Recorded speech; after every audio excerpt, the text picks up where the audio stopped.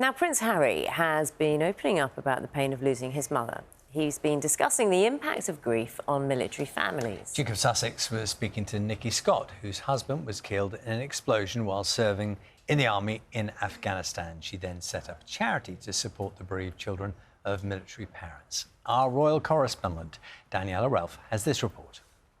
How long did it take to be able to go, OK, this has happened? Prince Harry turned interviewer with his own experience to share. He spoke to Nicky Scott, whose husband, Corporal Lee Scott, was killed in Afghanistan in 2009.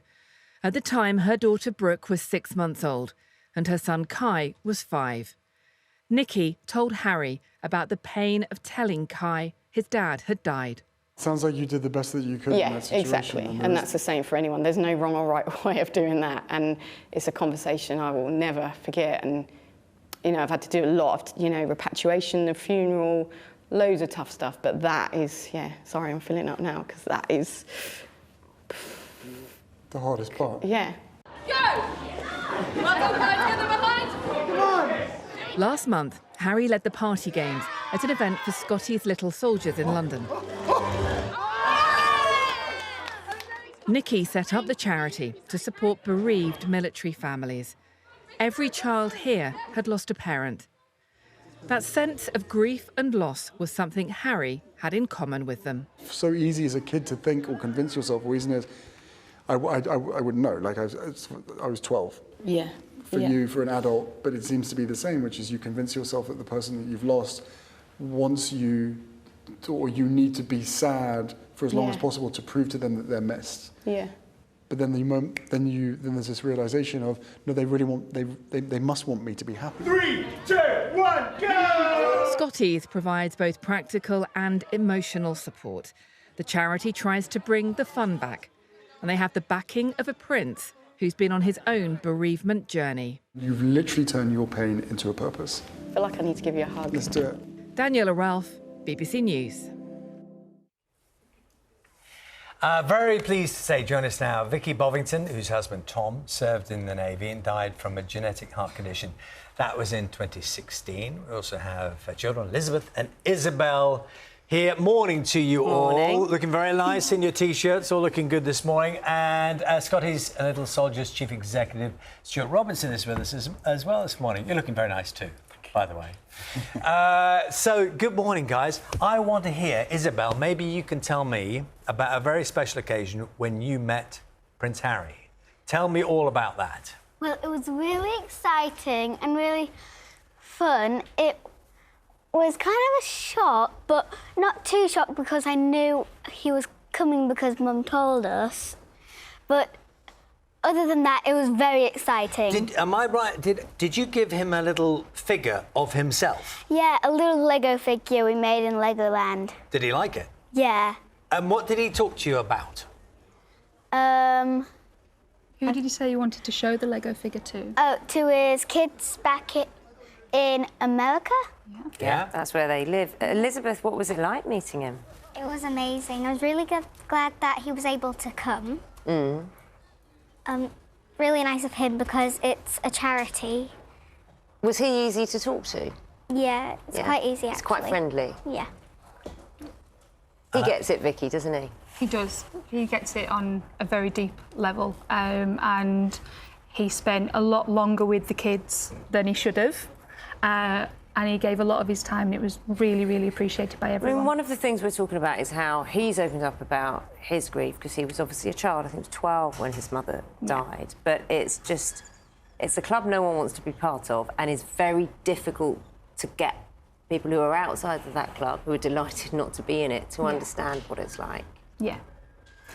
Like you said, a club you don't want to be a part of, but thankfully Scotty's is there for these guys, which just makes such a difference, having the opportunities that they're getting with the charity. Vicky, just explain to people a little bit about the challenges you faced and what you've learned along the way. And you can say whatever you wish. The girls are both here, and it's something you've lived with and had to deal with them.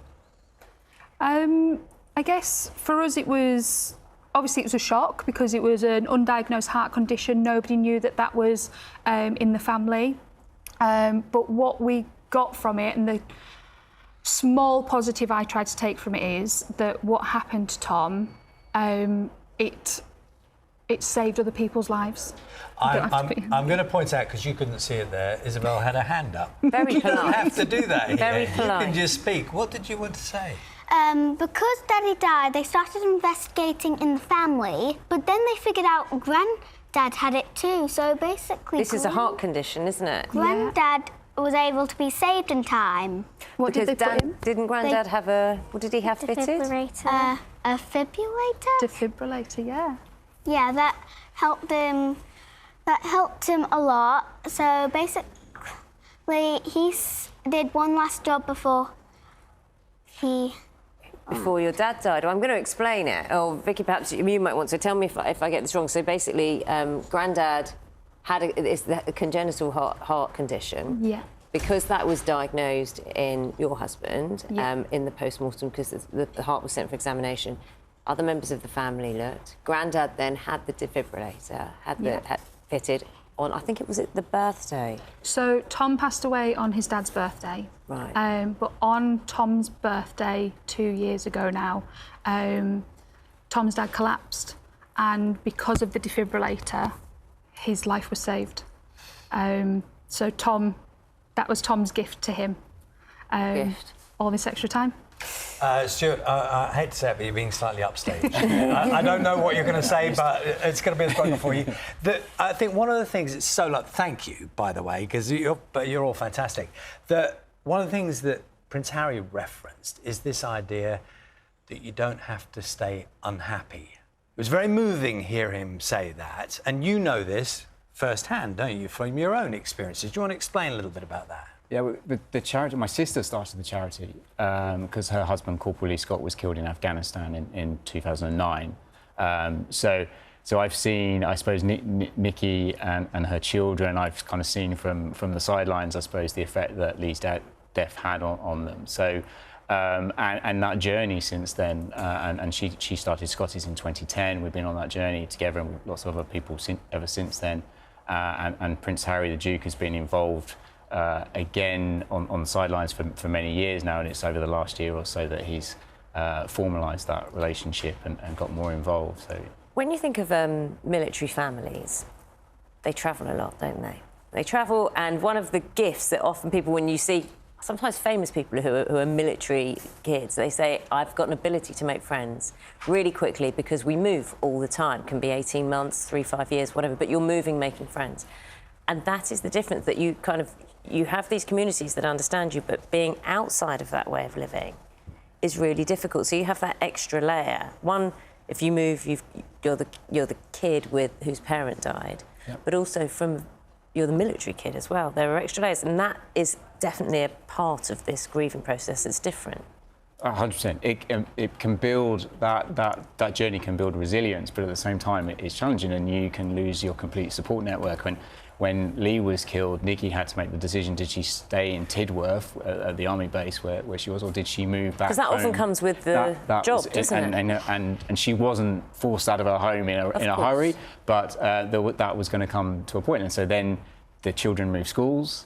So, they were in a military school, then all of a sudden they're not in a military, it's a regular civilian school, nobody else understands. And a part of what Scotty tries to do is to bring the young people back to that community and kind of appreciate that actually you're not alone, guys. There's other people that are sharing a similar experience. Elizabeth, Isabelle, I don't know. What sort of... There might be young people generally, watching you now and wondering what advice you would have. And I know you're only young, but sometimes very wise words come from young people when they've been through things about dealing with grief, a sadness, a loss of someone. What would you say? 2 things. One, actions are louder than words. And second... What does that mean? Can you just explain that? If you do something that... But if you try to say something, it might not really happen that loud, but when you do something, it shows up. It really help people, isn't it? I think have I got this right? Maybe, Mum, you can help me. If I've understood Isabelle right, she's saying that when people do something for you in those situations, that can mean the world. Absolutely, is that no right? matter how big or small, just a small action of, checking in, a text or anything, it means the absolute world, doesn't it? What was the second thing? And second, Scotty's is like one big family, so everyone can feel like they're really understood, because other kids, you're not the only one who's lost a parent, a carer, things like that. Yeah. You're not the only one. Scotty's is one big family. So you're not. It's like you're not the odd one out. You're not the strange one. Yeah. Makes a difference, doesn't it, Elizabeth? I'd say that really small changes can make a huge difference sometimes. You're amazing, you two. Mum, you must be very, very proud. Absolutely. They've faced one of the hardest things a child should have to face.